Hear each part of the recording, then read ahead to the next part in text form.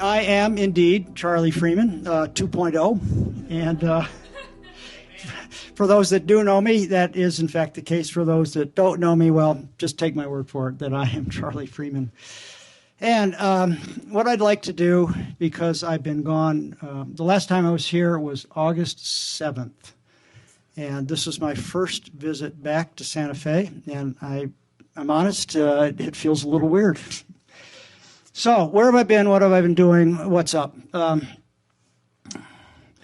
On August 9th, which coincidentally was my birthday, I woke up with a 99.9 degree fever and these big, very painful lesions on my back, which I thought was unusual. So I went to the urgent care place, and those guys are used to treating sprained ankles, colds, and flus. They had no idea what was going on with me. They suspected it was a staph infection of the skin. So I said, okay, fine, I'm out of here. I said, I'll call my dermatologist, which would have been Wednesday afternoon. Now, if you guys were to try to call my dermatologist today, she would tell you, yeah, I can see you in about 16 months, maybe a little earlier. And here's where the miracles started happening. And I got to tell you, this is a journey of God's miracles on unbelievable scale.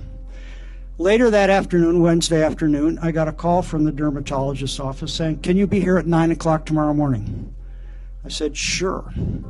Showed up, she spent 3 hours with me while all the people with normal, regular appointments sat wondering what was going on.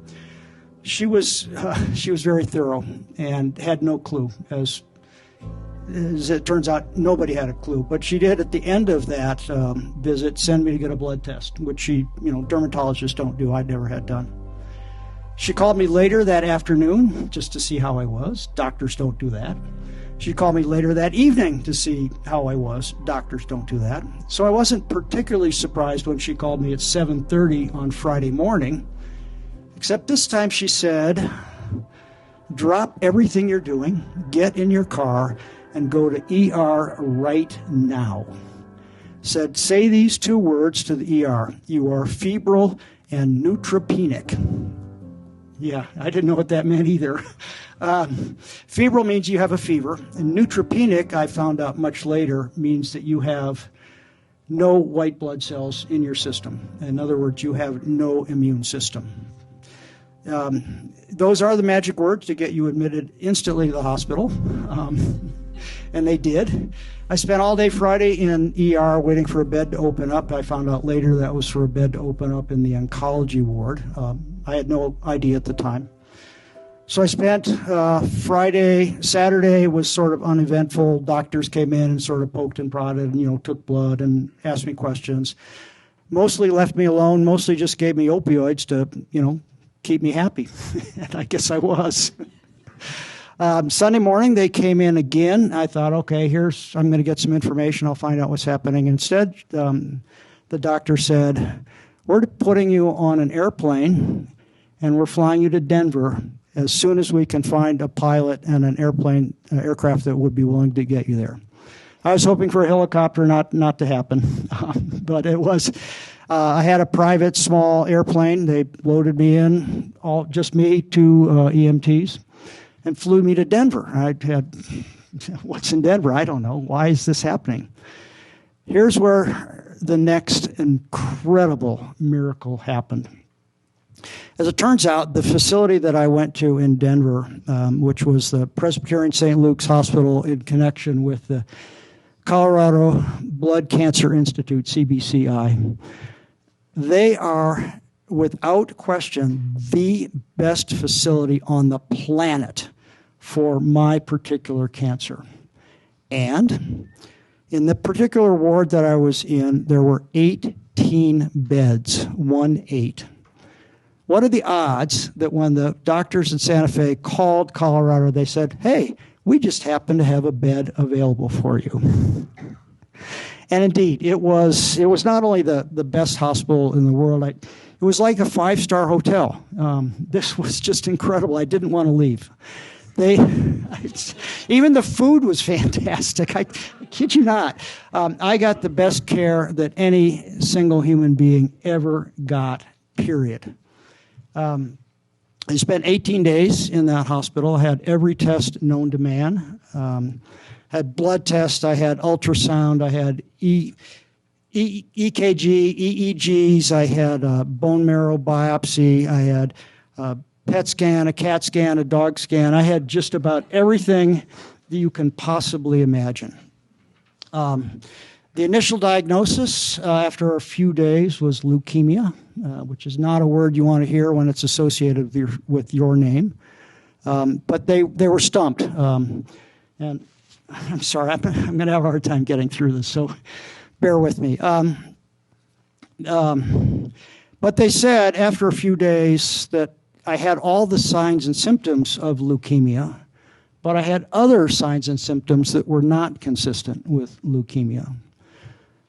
So a week or so passed, and eventually they came down and said, I have lymphoma.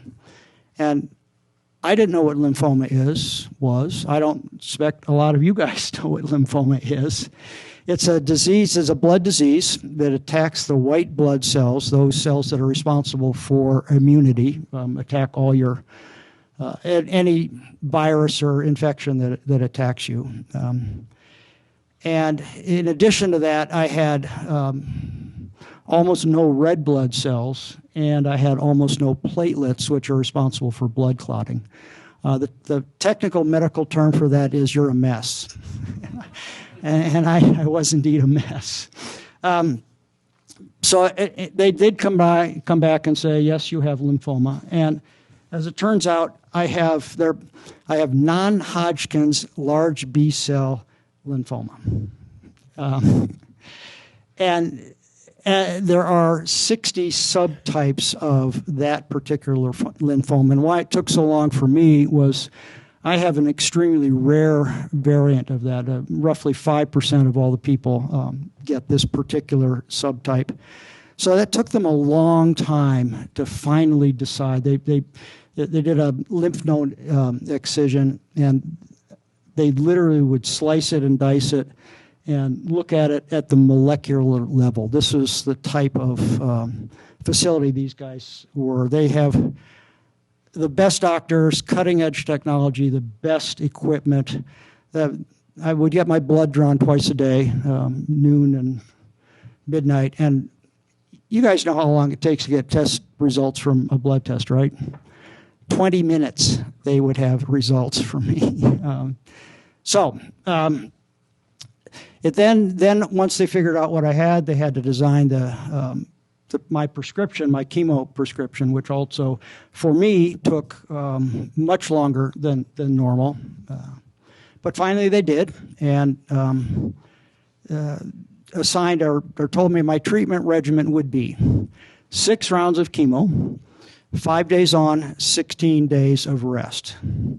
So on the 5 on days, days 1 through 5, I would get a gigantic dose of prednisone, a steroid, 100 milligrams a day. If you've ever taken prednisone, you know that that's way high. On day 1, I got the 6-7 hours of stuff dripping and the poison dripping into my veins. And then on day 2, I got another shot, sort of a booster shot, and then just the prednisone. And then at day 5, nothing, and 16 days of recovery or just resting. 6 of those. I had my last chemo on December 6th, and technically the rest period for that is Tuesday. I had my last blood test on Wednesday, and so the first chance I got, because I wasn't tied to going to the clinic every week, we decided to get out of town, and so here we are. We got out of town, and so that's the bare bones of what I've been going through the last 4 or 5 months. But that's not really. I want to tell you that. But what's really important are 2 things. One is the incredible hand of God that grabbed hold of me. Every time I turned around, I saw God in unbelievable, unmistakable ways. Everything that happened was, holy moly, that was God.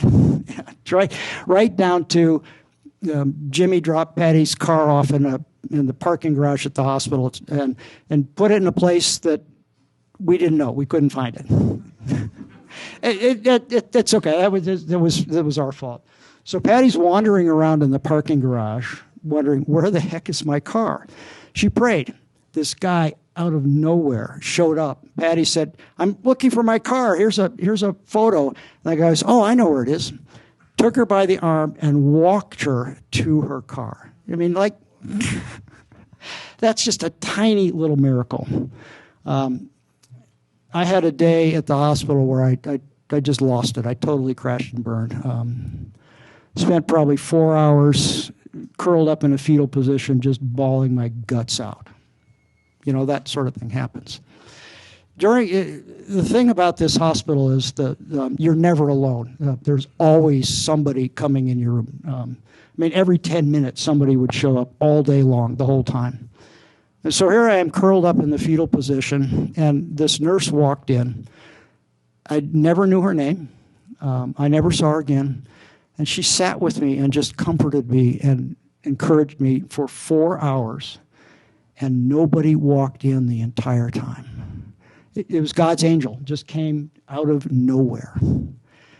I mentioned the incredible coincidence of getting into this facility and staying there and the care that I got. And then maybe one of the other most significant miracles is for all 6 treatments, I had virtually no side effects. None, period. I lost my hair. Okay. Big deal, right? I had, I don't sleep. That's a side effect of prednisone. Most people lose weight and they have to take appetite, stimulants during chemo. I've gained over 10 pounds. I cannot stop eating. It's just, so no, I didn't lose my appetite. I didn't have any of the nasty, the nausea, the vomiting, all those things. Not for an instant, even once. That is a miracle, my friends. There's no way to explain it. I talked to my doc about it. I said, does this ever happen? I said, or am I just one of the fortunate few? And he said, no, you're one of the fortunate handful. So it does happen, but it is extremely rare. And here's what I've learned. When you're in crisis, particularly this kind of medical crisis, or any crisis for that matter, God is going to show up if you look for him. And for me, I didn't look. I didn't ask. I didn't sit down and say, oh, God, I'm in trouble. Come help me. It's like, no, God just showed up. I didn't have anything to do about it. Just, boom, he was there. And he never left me then, and he has never left me now. And he has sustained me and Patty. He has been, I would say unbelievable, but it's not unbelievable. It's believable. It's entirely believable. And I would encourage all of us to look for God. I mean, yeah, you guys are probably living normal lives like I was. And, when you're in cruise control, you don't spend a lot of time asking God and looking for God and seeing him in everyday events. But he is there all the time, 100%. And all you have to do is open your eyes and look, because he's going to be there. Finally, the other thing I want to say, and this is going to be hard. When we all get to heaven, Jesus is going to hold up, he's going to be teaching us, and he's going to say, I want you guys to have an idea of what the perfect church family looks like. And it's going to have Grace Community Church. You guys, I cannot express my thanks at all in a sufficient way. You've bombarded us with texts, with emails, with phone calls, with visits, and it has been absolutely wonderful. I mean, just a simple text like, I'm praying for you today. That makes my whole day. I mean, I don't need a novel. I don't need a long, extensive thing. Just the fact that you guys have been there. You've been there in prayer. You've been there in material support. You've been there in financial support. It has just, humbling is barely enough to cover it. And so we don't know where this journey's going to end. We will be staying in Denver for at least the next 3 months. I get my final visit with the oncologist on January 12th.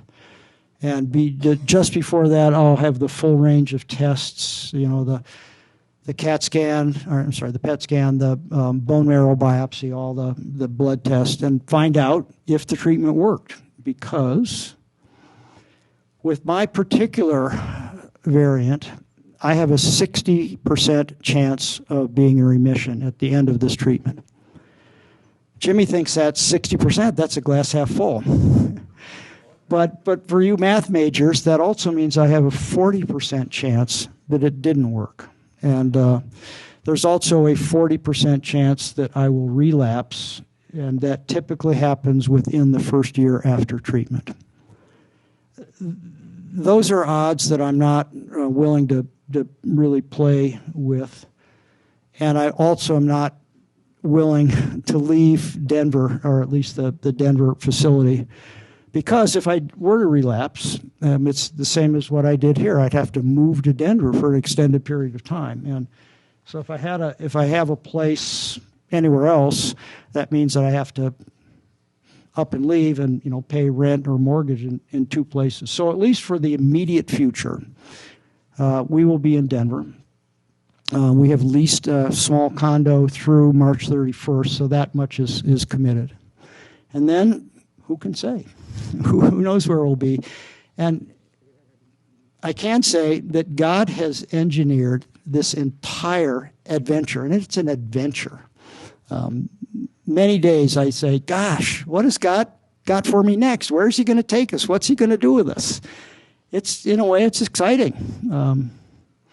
Definitely life-changing, as you all know. So, since God has us firmly in his grasp and is firmly in his control and has taken over our lives, and I'm pretty happy about that, I'm willing to go, and I'm willing to do it. And I want to leave you with this. If I had this to do all over again, I would do it in a heartbeat. Absolutely. I have gained far more than I ever have lost. In July, if you'd met me, if you knew me, I would have told you I'm living the dream. I had a really great life. I was a member of a nice church. I had a wife, 45 years plus, thank you very much, and we have a great relationship. I had a decent relationship with God. I played guitar in 2 bands, one of them being here. I'm an avid fly fisherman. I get to go out a lot. I used to say I'm a gym rat because I would spend all this time at the gym. Now I just look like a rat. But I was really fit and healthy. I've been snowboarding for 25 years, and last season I got out 35 times. So if I do say so, I'm pretty good. And life was great. Everything was fine. Well, once I got this diagnosis, most of those things disappeared. I mean, I still have a great wife, and I still have a good relationship with God, but I left this church. I moved to a city where I know nobody. My disease prevented me from going to church. I was not able to mingle in crowds. I obviously didn't do the gym or the fly fishing or the snowboarding. So, God stripped almost everything out of my life. But he replaced it with things that are so much better. My relationship with God has never been better. I mean, it's exponentially better, and it was good before, but it is now fantastic. My marriage, my wife, we had a good relationship. It is so much better now. It really is. I've got now 2 sisters and a brother, and we're kind of close, But since this has all happened, we now text each other every single day, at least once, if not multiple times. We are so close as a family that I can't even begin to tell you how great that is. I learned who friends are, who acquaintances are, who I can count on, and you guys have really come through for me and just blessed our socks off. I have learned that what you do, the stuff that you have, doesn't matter at all. It's all about relationships. And I have now so many more friends, so many people that help me, that love me, that take care of us. I wouldn't trade that for anything ever, period. So yes, I would go through this whole cancer thing again in a heartbeat. And I'm not quite ready to say this, but I'm close to saying this is one of the best things that has ever happened to me. Truly. And it's, what can you say? You can say, thank you, God. I can say, thank you, Grace Community Church. And it's great to be back.